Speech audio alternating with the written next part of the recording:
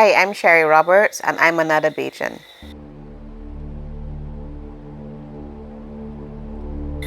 I've had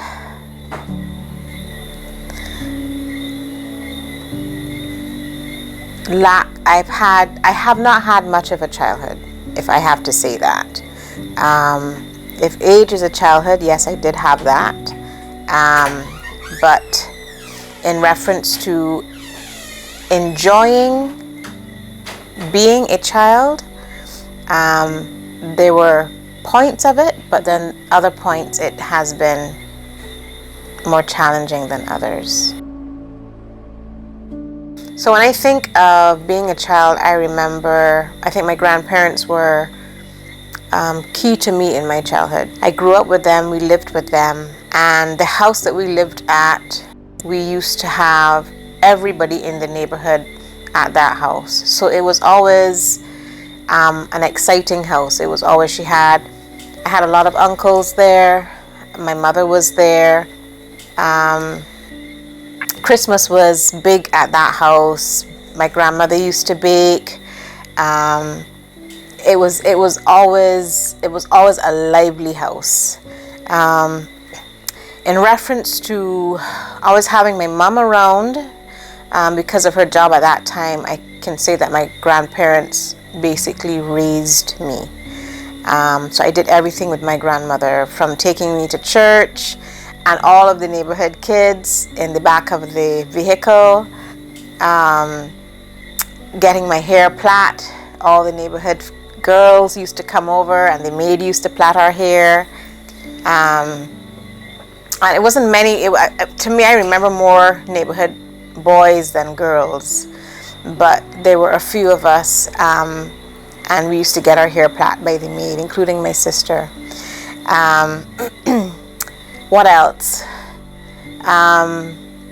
There were times where I think there was a lonely feeling as a child, because Granny used to deal with the farm, Mommy was always at work, Granddad wasn't necessarily home, and so you felt at home alone often.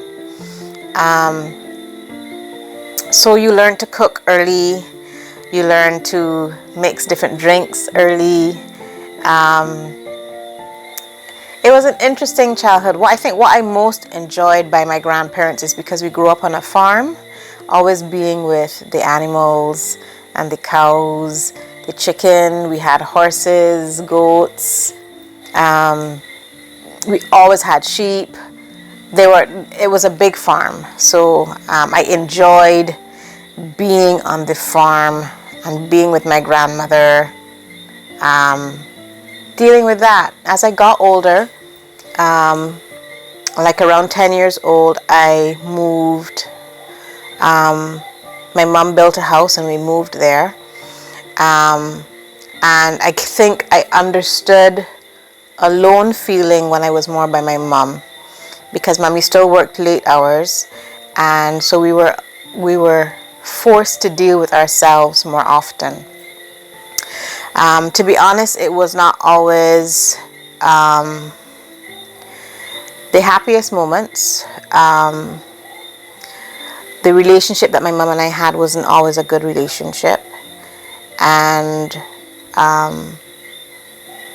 I didn't like being there, because what I knew as a child in my grandmother's house had changed there. So I had responsibilities of making sure certain things were done in the house. The house was cleaned a certain way, food was cooked. And I think I had more of those responsibilities than coming home and making sure homework was done and having the help to have it done correctly. So being with my mom, as much as it has taught me a lot and made me who I am today, it was challenging. It was challenging. There was a measure of abuse, and I think, as they say, hurting people hurt people, because she's been through so much. It was challenging for her to deal with us in the manner that I guess you would have expected a loving mother to do for a child. But we quickly got over that as I got older. I did move out. Not move out.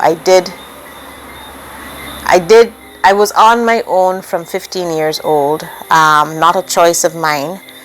And I worked from 15. And that was hard. I lived on my own. I worked from 15 years old, and that was challenging. That was hard.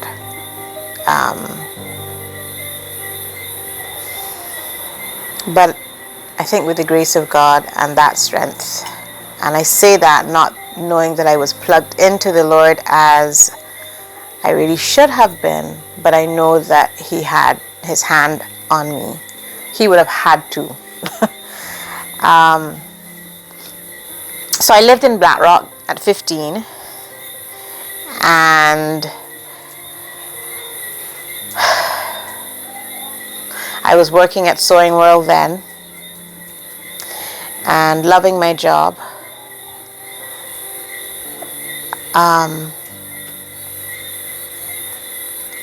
But I can't say that I know what being whatever the average teenager is supposed to be was. I was on my own from 15. I think that time of my life was one of the most challenging times, because between the ages of 15 and 24, I think is where I experienced a lot of abuse, sexual, physical, mental, and I just felt time after time, year after year, something was happening with me from a negative point of view. So I know we talk about abortions, and sometimes we don't understand what it is.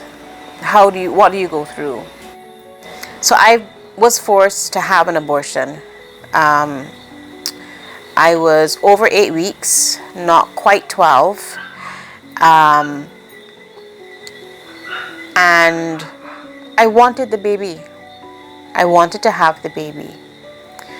But due to what people would say, due to my partner not wanting that at that time, it was, you either do this or we leave you. And so I had the abortion, and it was not done well.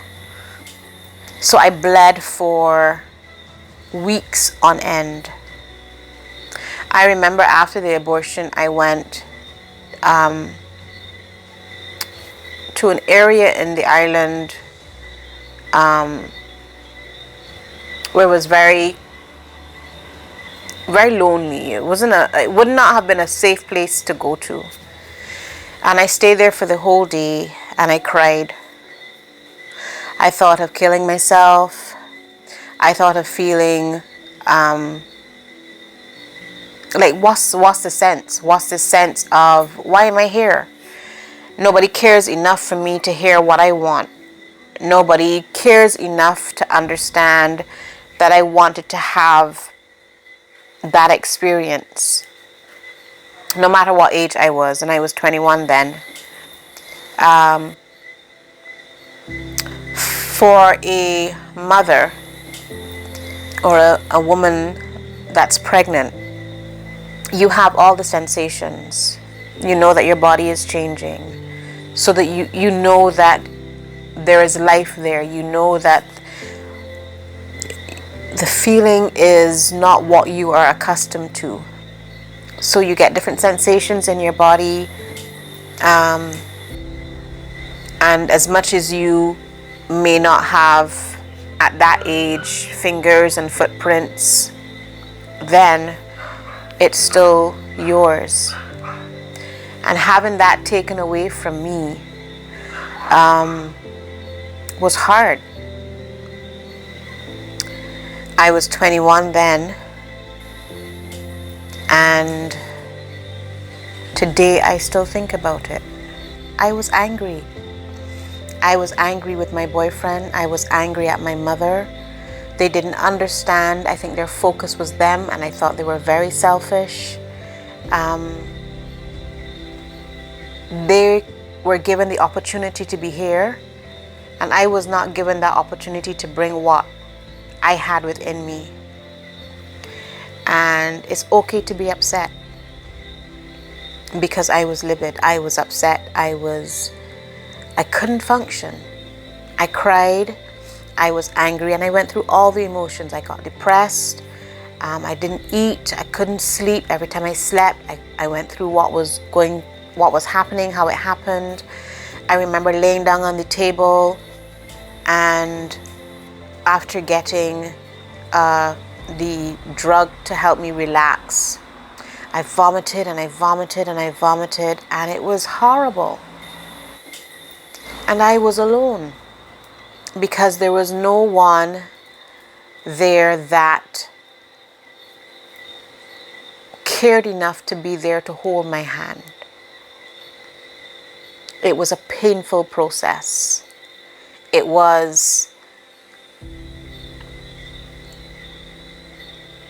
It's not something that you should go through alone. With that, there was a lot of rejection. There was a lot of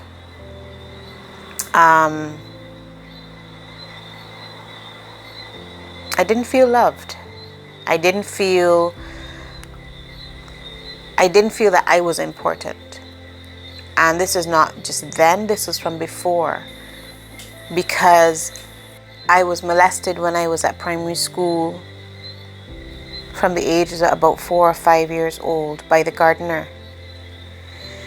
And every time the gardener finished with me in one of the classrooms, and the classrooms, we were in a house setting, an upstairs and a downstairs house setting. So the classroom was not the average open classroom. It was a room that, had a corner, and, he would stick my finger in an electric socket where I got shock. And that was to say, don't say anything to anybody. And for years, I never did. But I felt worthless. And I felt, can't you see my granny, my granddad, my mother? Can't you see that I'm not okay, even with me not saying it? Can't you see that something is wrong? I'm not getting on normal. Can't you read my face? Can't you figure out what's happening so you can help me? Because I can't say it to you. And I don't know if I was fair on them for thinking that, or for expecting them to see that. But they didn't. And I got angry. And because they didn't do anything, I felt like if they didn't care. I was 5 years old. We left that area of my primary school because it moved when I was about 8, maybe going on 9.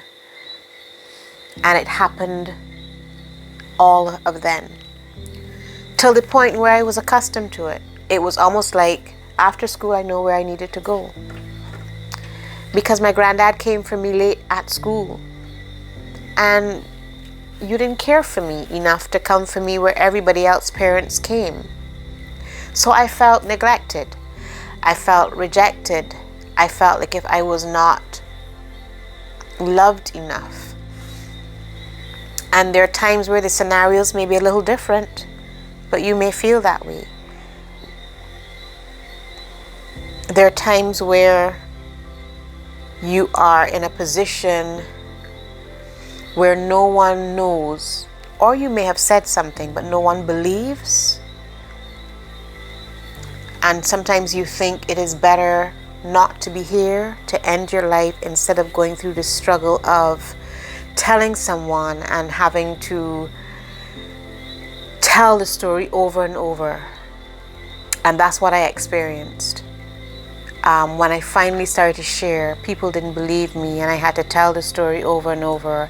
I remember having to talk to officers. I remember having to talk to the child care board. I remember having to talk to, it was a particular lady at the child care board.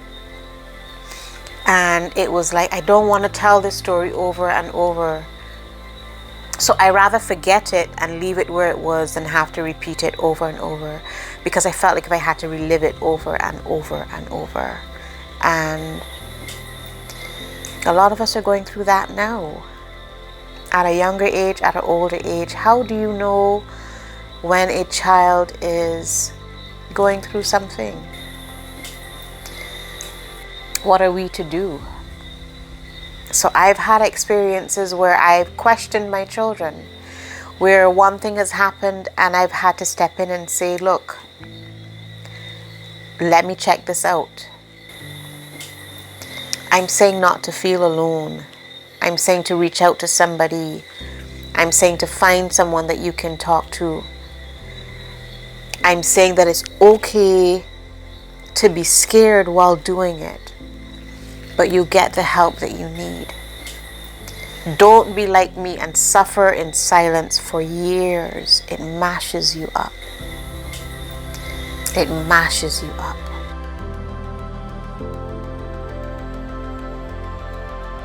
I've had some illnesses, and I believe they were all stress related. I've had 2 strokes, and I've had a pulmonary embolism. I've had cardiac arrest. I've had a second stroke that would have caused me to lose feeling and sensation from waist down. And I couldn't understand why again things were happening to me. That time was a pretty challenging time. My family rallied around me through thick and thin.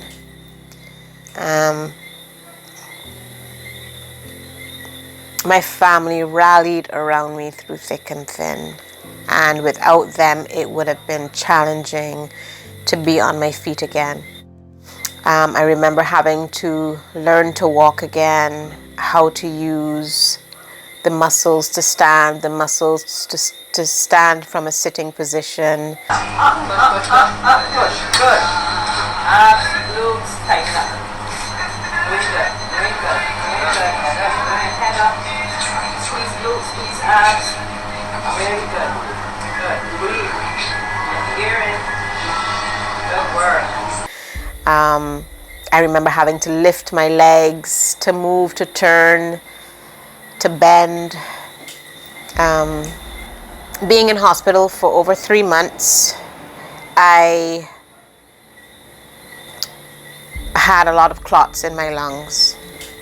And I remember going to the hospital to have a checkup, and my husband then was taking me home, and he asked me what was wrong. I wasn't feeling well, and I said I wasn't feeling well. And I remember collapsing in the car on our way home, and he turned around and got me back to the hospital, and he took me through accident and emergency by the ambulance entrance. And when they took me in, I didn't have a heartbeat. My daughter was telling me that I felt cold, and she knew that I was gone. My heart had stopped for 9 minutes, and the doctors were all in amazement that I didn't have to be tubed. I didn't have to be on life support. My heart stopped and started again twice. But again, my family rallied around me in ways that thanks is not even enough. I remember going through therapy because of this stroke, or the suspected stroke. That's what the hospital said. I was unable to control my bowels. So there were times where I was at therapy where I could not get to the bathroom in time. There were times where I was on my way home and that happened. And my children cleaned me. My husband lifted me in the bath. And to me it was a very humbling time. To me it was... I wasn't sure how to feel, because I was always there for them, and now they had to be there for me. And it was very humbling to know that my daughter would clean me and bathe me, sponge me down.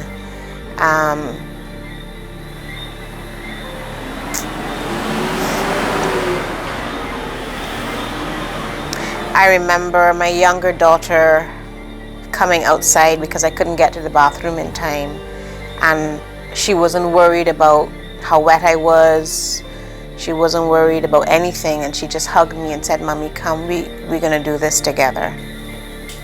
And when I think back of all the different experiences that I would have had in that time of illness,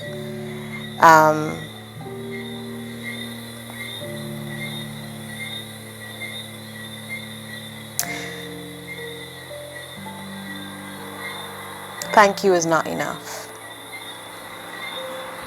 Thank you is not enough. My family has been my rock. I remember going into church June the 13th and walking in with a stroller because I couldn't walk on my own. And we were at a service where a baby's christening was happening. And that Sunday, it was so emotional because a lot of the church members were very close to that family. And that family went through quite a bit. That baby went through quite a bit. So to see the child there being christened or blessed was a wonderful moment for all of us. And I remember a song being sang for the child, and I started to cry. I don't think there was a dry eye in that church then. But then I started to feel an extreme warmth, like a heat going through my body. And I had two young ladies at my side holding me, and they were crying too. We were all together. And I felt like if someone was pulling the pants that I was wearing and pulling my legs. And I looked up literally in the sky. I was like, Lord, I know what you're trying to do now, but whatever it is, today about me, today about this family. And I could not stay in the position that I was in. I wasn't holding the stroller, but the two girls were holding me up. And I just started to run. It was not me. It was not me, because I was trying not to. And I ran into the church lobby, and all I can remember saying is, "Do it, Lord, do it, Lord. If you're going to do it, Lord." And I was running around and running around and running around. And I've never held or used a stroller since then. Hi. Hi, how are you? Yeah? I come here. What's up, you guys?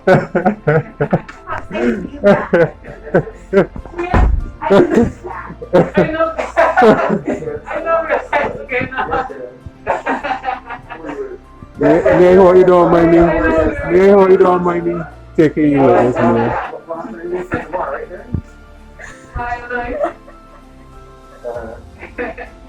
You won't believe it. That might be a little early. Or 1 o'clock. I think it's like, I get a walk. Yeah. Alright. Well, thank you there. Alright, cool. Wow. Wait, what did you see there? I know, cut in my head. Okay, no, yeah. Bro, I don't understand. I can't tell you what happened. I think it was like, What? Wow. You gonna give me something there? You give her a drink or something.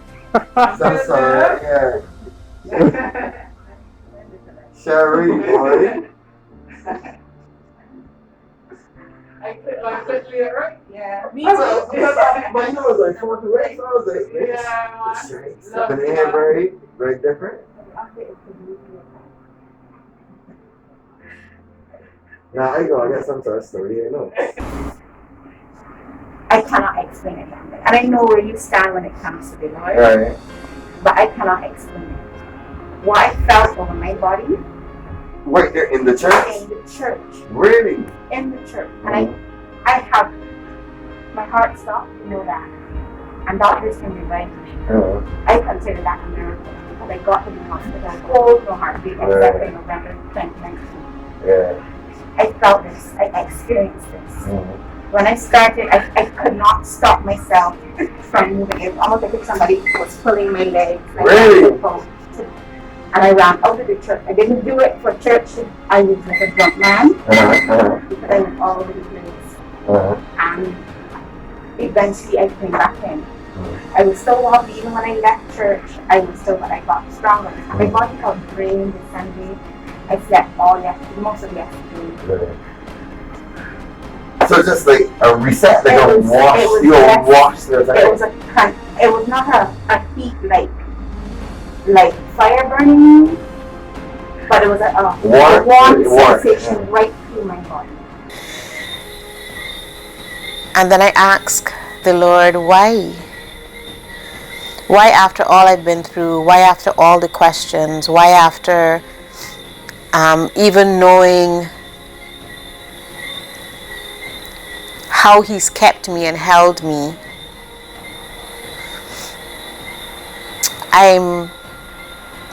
I'm not sure what plans you have for me. I'm not sure why me? You think that after being through so many things that there's nothing that you would do wrong, whether it's intentionally or not. But I struggled still. I struggled to make the right decisions. I struggled to do the right thing. And it didn't always happen. But God still had His hand on me.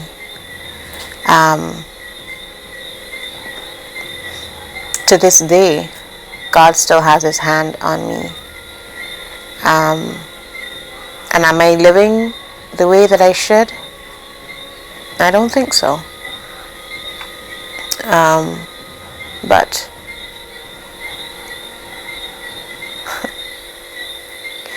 I know that there's a God. And I know as hard as things are,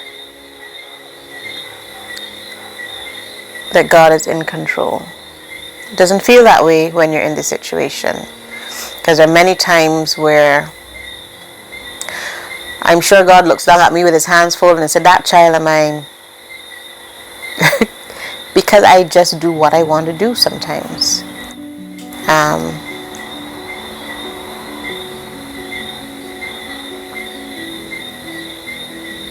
Life hasn't been easy, but it sure has showed me that there's a God. There are still challenges and struggles, but I'm alive. I'm here sitting and speaking, and I'm grateful. I'm Sherrie Roberts, and I'm a fun person, a mother to many, an overcomer, and I'm just another Bajan.